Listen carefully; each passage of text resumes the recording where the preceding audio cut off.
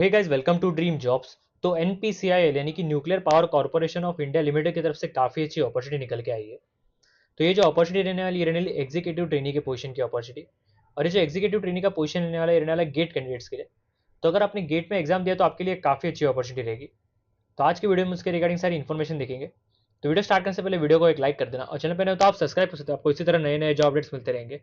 आप कमेंट करके मुझे बता सकते हो आपको कौन से टाइप के जॉब्स है, कौन से ब्रांच रिगार्डिंग जॉब्स है। फिर मैं उसके रिगार्डिंग भी आपको वीडियोस बना के देते रहूँगा। तो ये जो पीडीएफ है ये निकल के आया nuclear Power Corporation of India Limited की तरफ से। इनका ऑफिशियल जॉब रिगार्डिंग पीडीएफ है। तो ये लोग जो हायर कर रहे हैं एग्जीक्यूटिव ट्रेनिंग के पोजीशन के लिए हायर कर रहे हैं। और ये जो हायरिंग रहने वाला है सिर्फ और सिर्फ गेट कैंडिडेट्स के लिए रहने वाला है। तो अगर आपने गेट 2023 2024 या 2025 में अगर आपने अपेयर किया रहेगा तो आपके लिए काफ़ी अच्छी अपॉर्चुनिटी रहेगी। लास्ट डेट जो रहने वाला है आपका अप्लाई करने का रहने वाला 30 अप्रैल। तो अगर आपको अप्लाई करना है तो उससे पहले ही करना पड़ेगा। पहले हम वैकेंसी के बारे में डिटेल में देख लेते हैं। टोटल आपको 400 वैकेंसी देखने मिलेगी। मैकेनिकल के लिए आपको 150 वैकेंसी देखने मिलेगी। केमिकल वालों के लिए 60 वैकेंसी रहने वाला है। इलेक्ट्रिकल वालों के लिए 80 वैकेंसी रहने वाला है। इलेक्ट्रॉनिक्स वालों के लिए 45 वैकेंसी रहने वाला है। इंस्ट्रूमेंटेशन वालों के लिए 20 वैकेंसी रहने वाला है और सिविल वालों के लिए 45 वैकेंसी रहने वाला है। तो ऐसा आपको टोटल 400 वैकेंसी देखने मिलेगी। यहाँ पर उन्होंने डिस्ट्रीब्यूशन भी करके रखा है कैटेगरी वाइज। तो आप पॉज करके अपने हिसाब से पढ़ सकते हैं। तो फर्स्टली तो हम कुछ इंपॉर्टेंट डेट देख लेते हैं। आपका जो ऑनलाइन एप्लीकेशन है चालू हो चुका है 10 अप्रैल से। और जो आपका लास्ट डेट है अप्लाई करने का और 30 अप्रैल।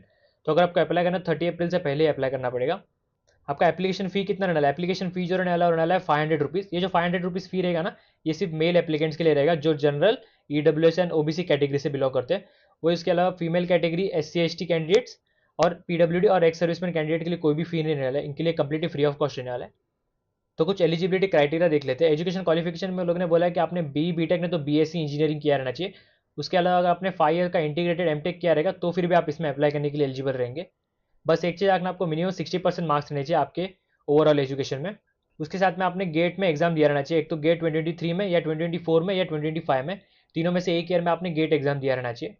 यहाँ पर उन्होंने डिसिप्लिन और उसके सब डिसिप्लिन के बारे में डिटेल में बताया। यानी कि अगर आप मेन डिसिप्लिन के अलावा ये सारे सब डिसिप्लिन में बिलोंग करो तो भी फिर भी आप मेन डिसिप्लिन में अप्लाई करने के लिए एलिजिबल रहेंगे। जैसे कि अगर आप मैकेनिकल के लिए अप्लाई करना चाहते हो और अगर आप मैकेनिकल या प्रोडक्शन से बिलोंग करते हो तो आप मैकेनिकल में अप्लाई करने के लिए एलिजिबल रहेंगे। सेम उसी तरह जैसे कि आप केमिकल में अप्लाई करना है आपको, तो अगर आपका ब्रांच केमिकल या इलेक्ट्रोकेमिकल इंजीनियरिंग है तो आप केमिकल में अप्लाई करने के लिए एलिजिबल रहेंगे।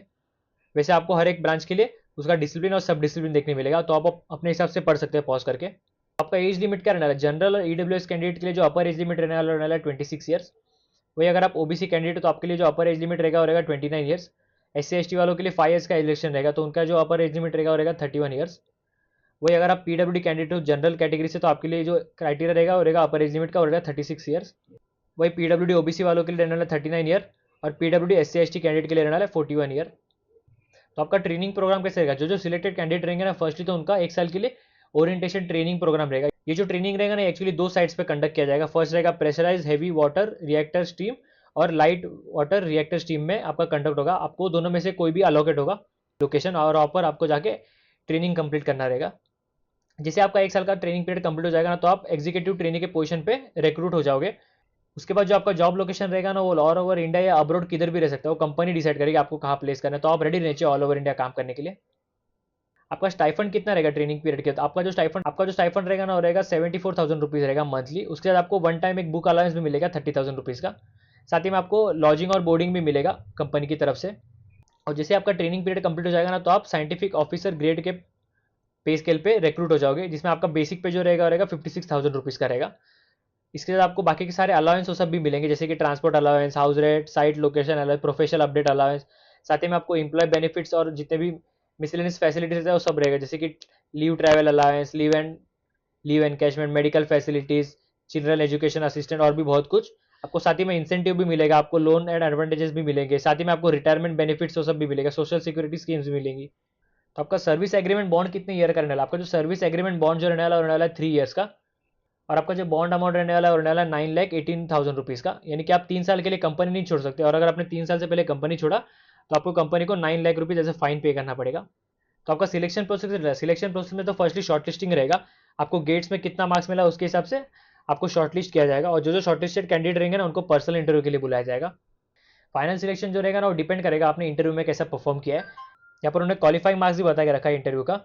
अनरिजर्व कैंडिडेट्स के लिए रहने वाला है 70% क्वालिफाइंग मार्क्स और ईडब्ल्यूएस SC ST OBC और पीडब्ल्यूडी कैंडिडेट्स के लिए रहने वाला है 60% क्वालिफाइंग मार्क्स। आपका जो इंटरव्यू रहेगा ना मोस्टली 9 से लेकर 21 जून के बीच में कंडक्ट किया जाएगा ये सारे लोकेशन में। अब तक उन्होंने कोई प्रॉपर डेट नहीं बताई, ये टेंटेटिव डेट है। एक चीज़ आकर ना आप जब इंटरव्यू के लिए जाओगे ना तो आपको ओरिजिनल डॉक्यूमेंट भी लेके जाना रहेगा वेरिफिकेशन के लिए। यहाँ पर उन्होंने लिस्ट ऑफ डॉक्यूमेंट देके रखा है, वो आपको लेके जाना रहेगा वेरिफिकेशन के लिए। ये भी आप बाद में जाके चेक कर सकते हो, मैं आपको बता दूंगा आपको PDF कहाँ से मिलेगा। चीज़ आकर ना आप जब इंटरव्यू के लिए आओगे ना तो आपको कंपनी ट्रैवल अलाउंस भी देगी अगर आप कोई दूसरे सिटी से आ रहे हो तो। और एक इंपॉर्टेंट चीज़ याद रखना, आप मेडिकली फिट रहने चाहिए, आपका मेडिकल फिटनेस टेस्ट भी रहेगा फाइनल सिलेक्शन के बाद। तो अगर आप मेडिकली फिट रहोगे तो ही आपका सिलेक्शन होगा। तो आपको इसमें अप्लाई कैसे करना है, आपको जो अप्लाई करना है ना उनके ऑफिशियल वेबसाइट पर जाकर करना है, जो कि रहना है www.npcilcareer.co.in। मैं आपको दिखाता हूँ आपको कहाँ से अप्लाई करना है। बस एक चीज़ रखना, 30 अप्रैल इसका लास्ट डेट रहेगा अप्लाई करने का। तो अगर आपको अप्लाई करना है तो उससे पहले ही करना पड़ेगा। आपको ना एप्लीकेशन लिंक है ना डिस्क्रिप्शन में मिल जाएगा, जैसे आप वो लिंक पे क्लिक करोगे ना आपके सामने वाला वेबसाइट खुल जाएगा। यहाँ पर ना आप जैसे आप नीचे स्क्रॉल डाउन करोगे ना आपको यहाँ पर दिखेगा रिक्रूटमेंट एडवर्टाइजमेंट, इस पर क्लिक कर देना। अभी हमने जो PDF देखा ना डाउनलोड हो जाएगा, वो एक बार आप अच्छे से पढ़ लेना, फिर वापस इसी वेबसाइट पे आके यहाँ पर क्लिक कियर फॉर न्यू रजिस्ट्रेशन करके आप अपना रजिस्ट्रेशन कर लेना और फिर आप अपना एप्लीकेशन प्रोसेस स्टार्ट कर सकते हो। तो बस इतना ही था आज की वीडियो में। बस एक चीज़ है ना 30 अप्रैल इसका लास्ट डेट रहेगा अप्लाई करने का। तो अगर आपको अप्लाई करना है तो उससे पहले ही अप्लाई कर लेना, आपको एप्लीकेशन लिंक डिस्क्रिप्शन में मिल जाएगा। अगर आपको कुछ डाउट रहेगा ना तो आप कमेंट करके मुझे पूछ सकते हो। तो वीडियो अच्छी लगी तो लाइक करना और चैनल पर नहीं हो तो आप सब्सक्राइब कर सकते हो, आपको इसी तरह नए नए जॉब अपडेट्स मिलते रहेंगे।